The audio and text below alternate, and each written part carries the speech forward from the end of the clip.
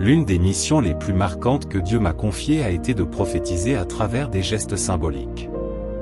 Il ne s'agissait pas seulement de paroles, mais de toute une série d'actions visuelles destinées à attirer l'attention du peuple et à leur faire comprendre la gravité du jugement qui allait s'abattre sur Jérusalem. Ces gestes symboliques n'étaient pas seulement des métaphores ou des illustrations, ils étaient une manière de montrer de façon tangible ce que le Seigneur allait faire à la ville de David, et c'est à travers eux que je devais annoncer l'imminence du siège de Jérusalem. L'un des premiers actes que Dieu me donna fut de m'installer sur le sol et de tracer un plan de la ville de Jérusalem, un dessin représentant l'assiégeur et l'assiégé. Il me dit, « Prends un briquet, et mets-le sur le sol devant toi, et tu t'assiégeras avec des objets en bois, représentant la ville qui va être assiégée par l'ennemi. » Ce fut un acte étrange, mais significatif. Je n'étais pas simplement en train de dessiner un plan, je représentais un fait concret, le siège imminent de la ville. Mais ce n'était pas tout. Dieu me dit ensuite de m'allonger sur le côté gauche pendant 390 jours, pour symboliser les années de péché d'Israël. Chaque jour que je passais là, allongé sur le sol, représentait une année d'infidélité à Dieu. 390 jours, c'était long. Si longtemps que la douleur physique était presque supportable, mais la signification de chaque jour passait comme une épée dans mon cœur.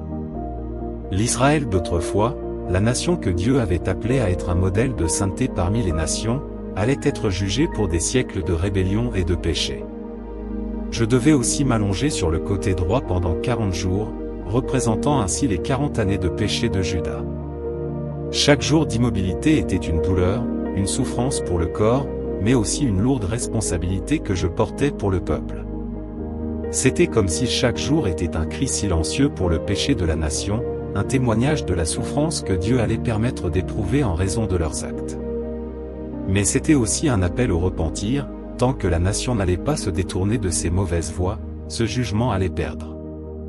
Il y avait une autre action symbolique, tout aussi frappante, Dieu me dit de cuire mon pain avec de la bouse humaine, pour symboliser la manière dont le peuple vivrait dans l'impureté et la souffrance pendant le siège.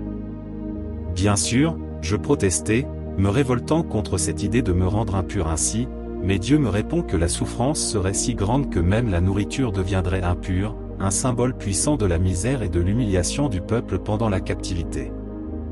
Le péché d'Israël les avait conduits à une telle impureté, que même la nourriture de base se transformait en une chose indigne. Ces gestes étaient une manière radicale d'attirer l'attention, de choquer le peuple. Ce n'étaient pas des paroles douces, mais des actions qui parlaient plus fort que n'importe quel discours. Chaque geste était un avertissement, voici ce qui va arriver si vous ne vous repentez pas. Et pourtant, malgré l'intensité de ces actes symboliques, il y avait une part d'espérance cachée derrière eux. Dieu, à travers ces signes, voulait faire comprendre à son peuple qu'il n'était pas trop tard. S'ils revenaient à lui, s'ils se détournaient de leur idolâtrie et de leurs mauvaises actions, la colère de Dieu pourrait être apaisée. Mais au fond de mon cœur, je savais que la rébellion de Jérusalem et de ses habitants était profonde. Et pourtant, je ne pouvais m'empêcher de croire en la possibilité de la repentance, en la possibilité que ces gestes symboliques éveillent les consciences. C'était un avertissement, mais c'était aussi une chance. Dieu ne voulait pas la mort du pécheur, mais qu'il se détourne de ses mauvaises voies et qu'il vive. À travers ces gestes, je devenais l'incarnation de l'avertissement divin. Je n'étais plus simplement un messager de parole, je devenais le témoin vivant du jugement imminent. Dieu m'avait choisi pour rendre visibles les souffrances qui toutes frappaient Jérusalem. Chaque acte, chaque mouvement symbolique était un cri, un appel à la repentance, un appel à la compréhension du caractère saint et juste de Dieu.